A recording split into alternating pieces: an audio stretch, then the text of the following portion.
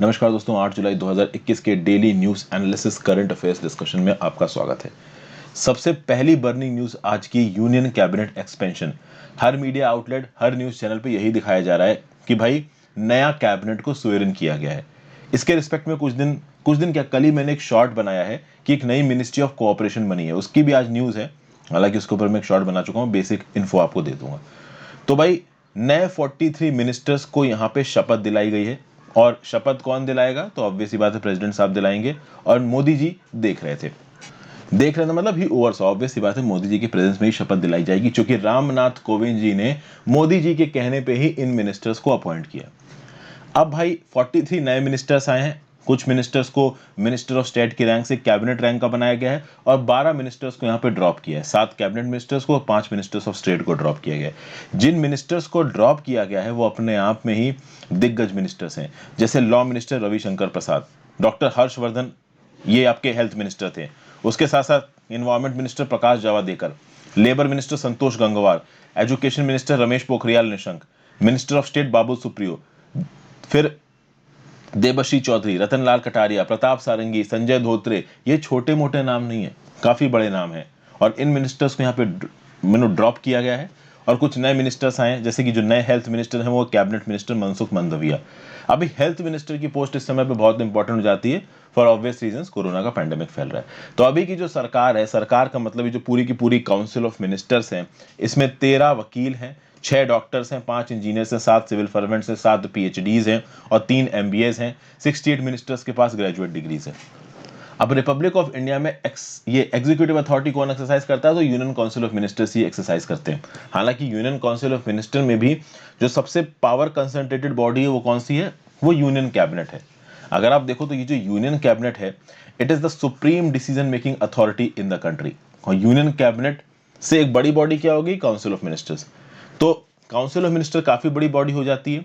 हमेशा वो मिल के बैठ के बातचीत नहीं कर सकते, 60 70 80 लोग उसमें होते हैं। तो इसलिए यूनियन कैबिनेट, जिसमें 10 से 15 सबसे इंपॉर्टेंट मिनिस्टर्स होते हैं, वो मिलके ऑलमोस्ट सारे डिसीजंस लेते हैं। वही प्रेसिडेंट ऑफ इंडिया को किसी एग्जीक्यूटिव रेजोल्यूशन के रिस्पेक्ट में अपनी राय देंगे और प्रेसिडेंट ऑफ इंडिया उस राय को इंप्लीमेंट करेगा, मतलब प्रोमulgate करेगा। जो टोटल काउंसिल ऑफ मिनिस्टर्स होते हैं उसमें बहुत अलग अलग तरीके के मिनिस्टर्स हैं। कैबिनेट मिनिस्टर्स हैं, जूनियर मिनिस्टर्स भी होते हैं जिनको मिनिस्टर ऑफ स्टेट बोला जाता है, कभी कभी डेप्यूटी मिनिस्टर्स भी अपॉइंट किए जाते हैं। और इस काउंसिल ऑफ मिनिस्टर को लीड कौन करता है? Prime minister of India. मतलब काउंसिल ऑफ मिनिस्टर में कौन सी पद पर कौन बैठेगा, इस चीज को डिसाइड करने की authority prime minister of India के पास है।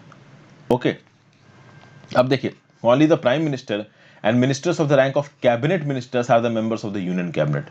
तो बेसिकली यूनियन कैबिनेट का पार्ट केवल कैबिनेट रैंक के मिनिस्टर्स, जो बड़ी बड़ी मिनिस्ट्रीज है ना, उनके जो मिनिस्टर्स है ना, वही यूनियन कैबिनेट का पार्ट है। आर्टिकल 75 क्लॉज 3 के हिसाब से the council of ministers is responsible collectively to the lower house of the Indian parliament called the Lok Sabha. तो लोकसभा को रिस्पॉन्सिबल है, ऑब्वियस सी बात है, बीजेपी पार्टी की लोकसभा में मेजोरिटी है और इसी बेसिस पे उन्होंने सरकार बनाई है। और जब तक लोकसभा में मेजोरिटी है तब तक सरकार इनके हिसाब से रहेगी, मतलब मोदी जी के हिसाब से रहेगी, और मोदी जी अपने हिसाब से मिनिस्टर्स को अपॉइंट करेंगे। कॉन्स्टिट्यूशन के हिसाब से लोकसभा की टोटल मेंबरशिप के 15% से ज्यादा मिनिस्टर्स नहीं हो सकते। अगर कोई पर्टिकुलर इंडिविजुअल लोकसभा का या राज्यसभा का मेंबर नहीं है तो वो मैक्सिमम 6 महीने के लिए मिनिस्टर रह सकता है, उसके बाद अपनी पोस्ट उसको छोड़नी पड़ेगी। कुछ इंपॉर्टेंट यहाँ पे कैबिनेट्स दिए गए हैं, जैसे मनसुख मंडाविया को हेल्थ दिया गया, ज्योतिरादित्य सिंधिया को सिविल एविएशन, धर्मेंद्र प्रधान साहब को एजुकेशन मिनिस्ट्री, हरदीप सिंह पुरी को petroleum urban development, Sarbananda Sonowal को ports and shipping, Kiren Rijiju law and justice, RCP Singh steel, Pashupati Paras food and consumer affairs, Bhupender Yadav environment and labour minister, Narayan Tatu MSME, Virendra Kumar social justice and empowerment, Ashwini Vaishnaw railways communication IT, Purushottam Rupala fisheries animal husbandry और dairying. ये सबसे important ministers हैं।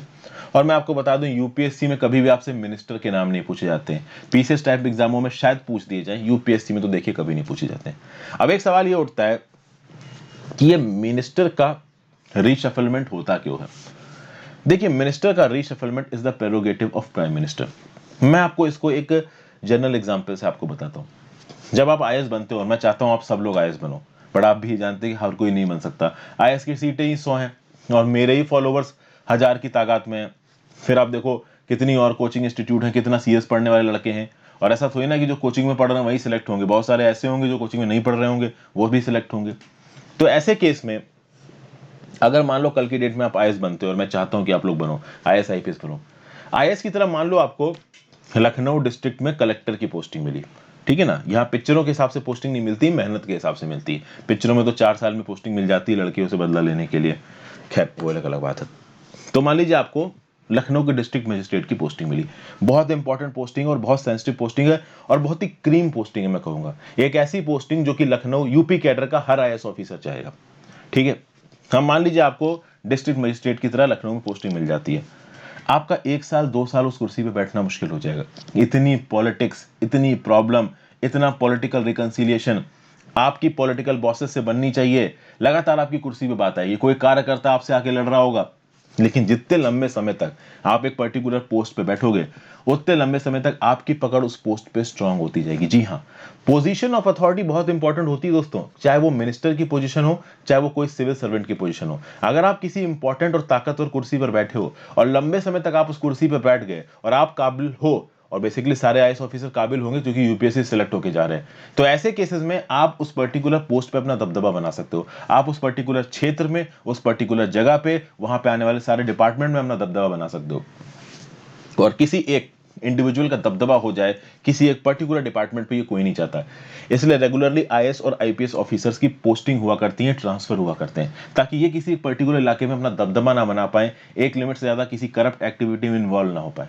और इसीलिए समय समय पे हमारी जो लीडरशिप है मोदी जी की, वो कैबिनेट को रीशफल करती है। कैबिनेट को रीशफल करने की एक वजह तो ये होती है कि जो मिनिस्टर अच्छा परफॉर्म कर रहा है उसको रखा जाएगा और जो मिनिस्टर अच्छा नहीं परफॉर्म कर रहा है उसको हटाया जाएगा। जिस पर्टिकुलर पर्सन के अंदर पोटेंशियल, उसको मिनिस्टर अपॉइंट किया जाएगा। At the same point of time की मिनिस्ट्रीज पे, इंपॉर्टेंट मिनिस्ट्रीज पे एक पर्टिकुलर इंडिविजुअल को हमेशा नहीं बैठाया जा सकता है, उसको लगातार आपको चेंज करना पड़ेगा, बदलना पड़ेगा। समझ गए? तो मोदी जी और मोस्ट प्रॉब्ली यहाँ पे अमित शाह, वो दो लोग बहुत ताकतवर हैं। ये पूरा का पूरा कैबिनेट रीशफल उन्हीं के कहने पे हुआ होगा मोस्ट प्रॉब्ली, जैसा कि एक्सपर्ट्स बोलते हैं, ठीक है। तो कैबिनेट रीशफल हुआ है यहाँ पे।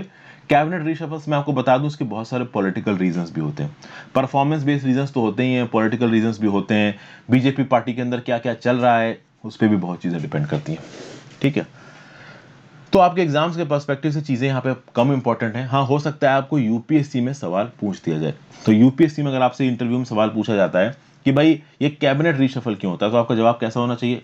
तो ऑब्वियस सी बात है भाई, देखिए, जिस इंसान के अंदर अच्छा करने की काबिलियत है उसको मिनिस्टर की पोस्ट पे बैठाया जाएगा। और कुछ अपॉइंटमेंट्स इस बीजेपी मिनिस्ट्री के बहुत अच्छे हैं, जैसे फॉर एग्जांपल एस जयशंकर साहब। एस जयशंकर साहब आईएफएस ऑफिसर हैं और उनको मिनिस्ट्री ऑफ एक्सटर्नल अफेयर्स बनाया गया क्योंकि वो उस पोस्ट के लायक हैं। ओके, तो लायक आदमी को उस कुर्सी पे बैठाना बहुत ज्यादा जरूरी है। तो कुछ अपॉइंटमेंट्स डेफिनेटली ऐसे हैं, बाकी पॉलिटिक्स के बेसिस पे क्रिटिसाइज तो देखिए किया ही जाता है। आगे बढ़ने से पहले वीडियो पे लाइक का बटन, अब तक इस चैनल को सब्सक्राइब नहीं किया, शेयर नहीं किया, कर दीजिए। ज्वाइन बटन दबा के आप मेरे एफर्ट्स को सपोर्ट कर सकते हैं। इंस्टाग्राम पे फॉलो कर लीजिए, वहां पे आपके जो भी डाउट्स वगैरह हैं पूछ सकते हो। टेलीग्राम ग्रुप ज्वाइन कर लीजिए इस लेक्चर के पीडीएफ के लिए, मेरे लेक्चर्स की नोटिफिकेशन के लिए। इस लेक्चर की जो डिटेल्ड आप कह सकते हो आर्टिकल है, जितने भी मैं न्यूज़ डेली बेसिस पे डिस्कस करता हूं, उसके साथ साथ बाकी जो करंट की न्यूज़ है जो इंपॉर्टेंट है, उसके नेट्स शाम तक वेबसाइट पे अपलोडेड मिल जाएंगे। harshitdivedi.com वेबसाइट का लिंक नीचे दिया हुआ है। शाम तक आज के यानी कि 8 जुलाई के करंट अफेयर्स अपलोडेड मिलेंगे आपको वेबसाइट पे, 7-8 बजे लगभग वेबसाइट चेक कर लीजिएगा। टेलीग्राम ग्रुप डेफिनेटली ज्वाइन कर लीजिए। रीजन बिंग, वहां पे जितने भी मैं इंपॉर्टेंट लेक्चर्स बनाता हूं उनको अपडेट करता रहता हूं। करंट अफेयर्स की होलिस्टिक प्रिपरेशन के लिए जो भी मैं इंडिविजुअल करंट अफेयर्स की वीडियोस बनाता हूं उनको भी देखते रहें। मैं बेकार का कोई भी वीडियो नहीं बनाता हूं, सारे के सारे आपके एग्जाम रेलिवेंसी के हिसाब से काम के हैं। जैसे फॉर एग्जाम्पल कल मैंने एक शॉर्ट बनाया है, ये जो गुलमर्ग फायरिंग रेंज है विद्यावलन के नाम पे रखी गई, इसमें भी काम की न्यूज है। फेक मीडिया को किस प्रकार से इस्तेमाल किया जाता है, गलत तरीके से इस्तेमाल किया जाता है, इररिस्पॉन्सिबल जर्नलिज्म, इसका एक एग्जाम्पल है वो। नेक्स्ट बात करते हैं, ministry of cooperation created. Narendra Modi ji की सरकार ने मिनिस्ट्री ऑफ कोऑपरेशन बनाई है। इसका तो मैंने शॉर्ट आपको बनाया था। ये जो कोऑपरेटिव सोसाइटी है, बेसिकली कोऑपरेटिव सोसाइटी को फॉर्म करना, this is a fundamental right. 97th amendment act से फंडामेंटल राइट हमारे संविधान में इंक्लूड किया गया था। कोऑपरेटिव्स के लिए मेरी लक्ष्मीकांत की V216 वाली वीडियो देख लीजिए जाके। कोऑपरेटिव्स कैसे काम करते हैं, कैसे बने, 7वें शेड्यूल के यूनियन लिस्ट के 32वें नंबर पे आते हैं, ये सारी की सारी चीजें मैंने V216 में बता रखी हैं, कोऑपरेटिव्स ढंग से समझा रखे हैं। ये जो नई मिनिस्ट्री ऑफ कोऑपरेशन बनाई गई है, काम क्या है इसका? तो भाई सहकार से समृद्धि, मतलब कॉपरेशन टू प्रॉस्पेरिटी, कॉपरेट करके प्रॉस्पेरिटी करेंगे। बेसिकली यहाँ पे ये जो कॉपरेटिव्स काम करते हैं इनको ईज ऑफ डूइंग बिजनेस का एक्सेस दिलाना, ये काम है मिनिस्ट्री ऑफ कोऑपरेशन का। इस मिनिस्ट्री ऑफ कोऑपरेशन का मिनिस्टर कौन होगा? तो अभी के लिए पोर्टफोलियो हमारे current home minister Amit Shah ji के पास है। ये पर्टिकुलर वो V216 वाली वीडियो है जिसको आप जाके देख लीजिए। कोऑपरेटिव सोसाइटीज किस प्रकार से बनाई जाती हैं, टर्म मेंबर क्या होते हैं, इनका इलेक्शंस कैसे होता है, ये सब चीजें मैंने यहाँ बता रखी है। जनरल स्टडीज पेपर 2 में structure, organisation and functioning of the executive ministries and departments of the government में न्यूज काम आएगी। नेक्स्ट न्यूज है West Bengal assembly passes resolution to set up legislative council. ये एक इंपॉर्टेंट न्यूज है। ममता बनर्जी जी लेड जो तृणमूल कांग्रेस की सरकार है उसने रेजोल्यूशन पास किया अपनी स्टेट लेजिस्लेटिव असेंबली में कि वहां पे एक लेजिस्लेटिव काउंसिल बनाया जाए। नीचे मुझे कमेंट बॉक्स में बताइए कि अभी के लिए हमारे देश में ऐसे कितने राज्य हैं जहां पे लेजिस्लेटिव काउंसिल्स एग्जिस्ट करती हैं और उन राज्यों के नाम क्या है, और वो आखिरी राज्य बताइए जहां पे वो लेजिस्लेटिव काउंसिल थी लेकिन वो राज्य अब राज्य नहीं रहा है, यूनियन टेरिटरी बन गया है। आसान सवाल है, बिना कहीं सर्च मारे नीचे कमेंट बॉक्स में लिख के बताओ। जब भी मैं कोई सवाल पूछा करूं ना उसको इमीडिएटली गूगल पे सर्च मत मारा करो। बहुत ही बेसिक और बहुत ही आसान से सवाल पूछता हूं, आप आराम से थोड़ा सोच के भी उनका जवाब दे सकते हो। जैसे कि मैंने आपसे यहां पे पूछा कि कौन कौन से भी राज्य हैं जहां पे लेजिस्लेटिव काउंसिल है, तो तुरंत गूगल पे मत सर्च मारने लगना, इससे आपके दिमाग की एक्सरसाइज नहीं होगी। पहले 5 मिनट सोचो कि कौन से हैं, लिखने की कोशिश करो और बाद में गूगल से कंफर्म कर लेना, ठीक है। तो यहां पे under article 169 of the constitution Mamata Banerjee ji की तृणमूल कांग्रेस की सरकार ने एक लेजिस्लेटिव काउंसिल बनाने के लिए अपनी असेंबली में एक रेजोल्यूशन पास किया। रीजन क्या है? रीजन ये है कि भाई देखिए, चीफ मिनिस्टर ममता बनर्जी जी खुद ये लेजिस्लेटिव असेंबली के इलेक्शंस हार गई थी नंदीग्राम में। शुभेंदु अधिकारी जो कि पहले तृणमूल में ही थे वो बीजेपी से जा मिले। शुभेंदु अधिकारी भी बंगाल में काफी फेमस हैं और वो ये इलेक्शंस जीत गए और वो बीजेपी की तरफ पे हैं। तो अब यहाँ पे लेजिस्लेटिव काउंसिल बनाने की कोशिश कर रही है ममता बनर्जी जी। अगर लेजिस्लेटिव काउंसिल बन जाती है तो ममता बनर्जी जी कहीं ना कहीं चीफ मिनिस्टर रह पाएंगी। बाईपोल अभी के लिए कंडक्ट हो नहीं पा रहे हैं और आपको पता ही है कि तृणमूल कांग्रेस वर्सेस बीजेपी का इशू क्या है, मैंने कई बार पहले इसके ऊपर वीडियो बना रखी है। अब यहाँ पे एक कुछ इंपॉर्टेंट लेजिस्लेटिव ये बातें देख लेते हैं। आर्टिकल 169 क्लॉज 1 के हिसाब से हमारे संविधान के लेजिस्लेटिव काउंसिल बनाने की ताकत किसके पास है? तो ये ताकत पार्लियामेंट के पास है। और पार्लियामेंट इस ताकत को कब एक्सरसाइज करेगा? जब स्टेट लेजिस्लेटिव असेंबली 2/3 मेजॉरिटी से, मतलब स्टेट लेजिस्लेटिव असेंबली अगर स्पेशल मेजॉरिटी से एक रेजोल्यूशन पास करके पार्लियामेंट को बोलती है कि भाई आप हमारे यहाँ पे लेजिस्लेटिव काउंसिल बना दो, तो पार्लियामेंट एक सिंपल मेजॉरिटी के साथ लॉ पास करके लेजिस्लेटिव असेंबली और लेजिस्लेटिव काउंसिल दोनों बना सकता है एक राज्य में। बट फाइनल प्रेरोगेटिव यहाँ पे पार्लियामेंट का है। मतलब मान लीजिए किसी राज्य की सरकार ने रेजोल्यूशन पास किया स्पेशल मेजॉरिटी से कि हमारे यहाँ पे स्टेट लेजिस्लेटिव काउंसिल बनाओ, तो वेस्ट बंगाल ने रेजोल्यूशन पास किया है, तो अभी वेस्ट बंगाल ने स्टेट लेजिस्लेटिव काउंसिल बनाने के लिए रेजोल्यूशन पास किया है। इसका मतलब ये नहीं है कि पार्लियामेंट को बनाना ही है, अब पार्लियामेंट पे डिपेंड करता है कि उसको बनाना है या नहीं बनाना है। अब यहाँ पे कुछ और इन्फॉर्मेशन मैंने इंक्लूड कर रखी, जैसे फॉर एग्जाम्पल अगर मेंबर ऑफ लेजिस्लेटिव काउंसिल बनती है तो उस मेंबर ऑफ लेजिस्लेटिव काउंसिल में कितने मेंबर्स कैसे कैसे इलेक्ट किए जाएंगे। वैसे मैं आपको बता दूं यहाँ पे टोटल नंबर ऑफ जो असेंबली स्ट्रेंथ है आपकी वेस्ट बंगाल असेंबली की वो 294 है। इस 294 को अगर आप 3 से डिवाइड करते हो तो लगभग 92 के लगभग आपका नंबर आएगा, लगभग 98 के लगभग आपका नंबर आएगा। हालांकि वेस्ट बंगाल में मैक्सिमम 94 मेंबर्स हो सकते हैं लेजिस्लेटिव काउंसिल में, ऐसा यहाँ पे बताया गया है। तो अभी के लिए मान के चल लेते हैं कि अगर लेजिस्लेटिव काउंसिल बनती है वेस्ट बंगाल में तो कितने मेंबर्स होंगे? 94 मेंबर्स होंगे, ठीक है। और अगर ये लेजिस्लेटिव काउंसिल बनाई गई तो ये 94 मेंबर्स किस प्रकार से इलेक्ट किए जाएंगे? तो 1/3 मेंबर ऑफ लेजिस्लेटिव काउंसिल्स कौन इलेक्ट करते हैं? उसी राज्य के एमएलए इलेक्ट करते हैं। बाकी 1/3 मेंबर्स को कौन इलेक्ट करेगा? तो sitting members of local government जैसे कि म्युनिसिपैलिटीज, डिस्ट्रिक्ट बोर्ड्स, वो इलेक्ट करेंगे। 1/12 मेंबर्स ऑफ द एमएलसी को टीचर सेलेक्ट करेंगे उस पर्टिकुलर स्टेट के। 1/12 को रजिस्टर्ड ग्रेजुएट्स इलेक्ट करेंगे और बाकी को गवर्नर नॉमिनेट करेगा उन लोगों में से जिन्होंने लिटरेचर, साइंस, आर्ट और कोऑपरेटिव मूवमेंट में काफी काम किया। वैसे ये सब बातें मैंने आपको कहीं ना कहीं लक्ष्मीकांत ने बताई हैं, बट चूंकि करंट में हो जाता है ये टॉपिक, तो मेंबर ऑफ लेजिस्लेटिव काउंसिल आपके लिए इस प्रीलिम्स के पर्सपेक्टिव से बहुत इंपॉर्टेंट है। क्योंकि वेस्ट बंगाल की असेंबली ने अगर रेजोल्यूशन पास किया है और ऑब्वियस सी बात है ममता बनर्जी जी लेजिस्लेटिव असेंबली के मेंबर नहीं बन पाई हैं, तो काउंसिल का मेंबर बनना जरूरी है। बाईपोल अभी होने वाला नहीं है कोई, तो इसीलिए यहाँ पे मेंबर ऑफ लेजिस्लेटिव काउंसिल के रिस्पेक्ट में प्रीलिम्स में सवाल बनना तय है। इसलिए मेंबर ऑफ लेजिस्लेटिव काउंसिल वाला जो चैप्टर मैंने लक्ष्मीकांत पढ़ाया है उसको बहुत ढंग से जाके रिवाइज कर लीजिए। जनरल स्टडीज पेपर 2 में parliament and state legislature, structure, functioning and conduct of business and powers and privileges में न्यूज आपको काम आएगी। नेक्स्ट बात करते हैं, minister launches Matsya app for fisherman. Union minister for fisheries, animal husbandry and dairying Giriraj Singh sahab ने online mobile app launch किया है Matsya Setu. Basically mobile app पे ये एक ऑनलाइन कोर्स है। इस ऐप को डेवलप किया है Indian council of agriculture research के central institute of fresh water aquaculture ने, ICARCIFA बोलते हैं, भुवनेश्वर में है। फंडिंग किसने दी है?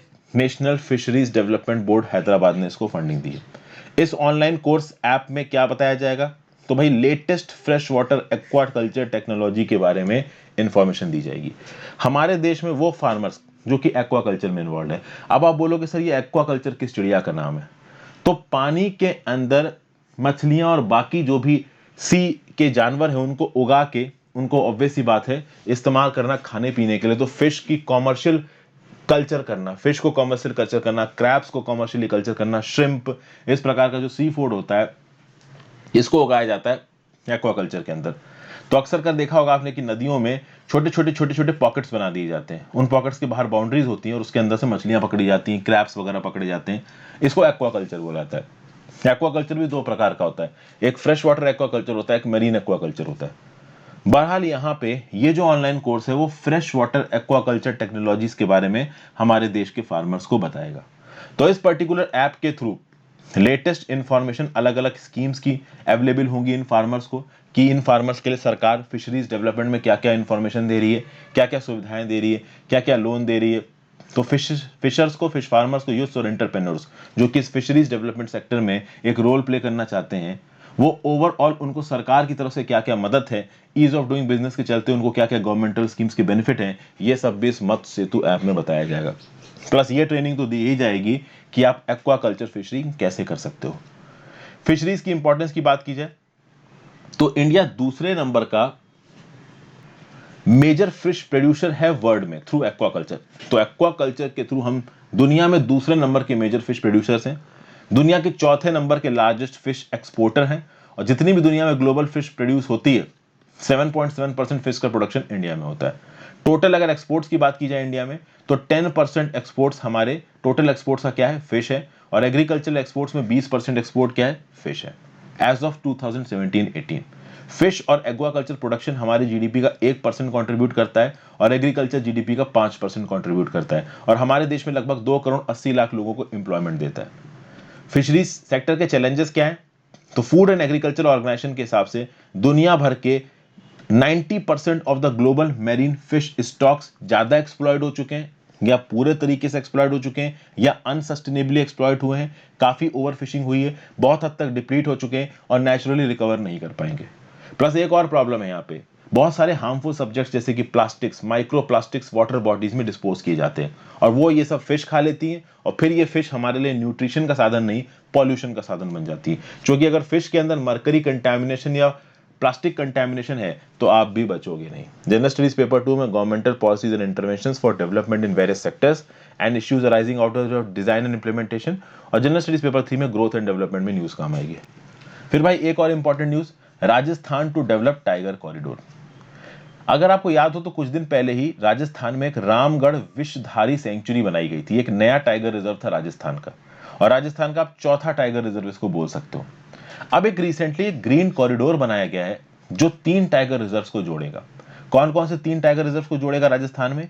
एक रामगढ़ विषधारी सेंचुरी इन मुंदी डिस्ट्रिक्ट, एक Ranthambore tiger reserve in Sawai Madhopur district, एक Mukundra hill tiger reserve in Kota district. इन 3 डिस्ट्रिक्ट्स के टाइगर रिजर्व को जोड़ने के लिए एक प्रपोज्ड कॉरिडोर बनाया गया है। कॉरिडोर किस प्रकार का होता है? अगर आप इस पर्टिकुलर फिगर को देखो तो आपको नीचे से सड़क दिख रही है। अब ये नीचे की सड़क इधर के ग्रीन हैबिटेट को और इधर के ग्रीन हैबिटेट को सपोर्ट मतलब सेपरेट कर रही है। अब किसी भी जानवर के लिए, चाहे वो हिरन हो, चाहे वो चीता हो, चाहे वो हाथी हो, चाहे वो शेर हो, इस प्रकार से रोड को क्रॉस करके जा पाना मुश्किल है ना, वो ऐसे से ऐसे जा पाएगा। ज्यादातर जो जानवर होते हैं ना वो शोर शराबे वाले इलाके से दूर रहते हैं। तो जब भी कोई शेर या कोई भी जानवर इस रोड के पास आएगा, रोड पे गाड़ियां चलते देख वो भाग जाएगा। लेकिन अगर इस तरीके से ऊपर से ग्रीन कॉरिडोर बना दिया जाए तो इसके ऊपर से चल के आराम से वो इस तरफ जा सकता है। तो इन जानवरों की लाइफ में मिनिमम इंटरफेरेंस होगा, इसको बोला जाता है ग्रीन कॉरिडोर।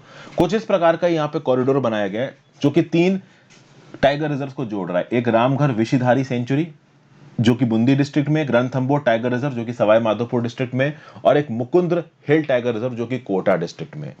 आपको बस इतना याद रखना है कि ये तीनों टाइगर सेंचुरीज राजस्थान में, और अगर राजस्थान पीसेस की तैयारी कर रहे हो तो आपको ये भी पता होना चाहिए कि राजस्थान की कौन सी डिस्ट्रिक्ट में, वो इंफॉर्मेशन भी मैंने यहाँ पे दी है। तो अगर आप देखें रामगढ़ विशिधारी वाइल्ड सेंचुरी के बारे में, तो ये पहले रणथंभौर नेशनल पार्क के बफर जोन में आता था, अब तो इसको खुद ही एक टाइगर रिजर्व बना दिया गया है। ठीक है, बूंदी नैनवा रोड इन राजस्थान पे पड़ता है। लगभग 252 स्क्वायर किलोमीटर का है ये Ramgarhi Vishdhari wild life sanctuary.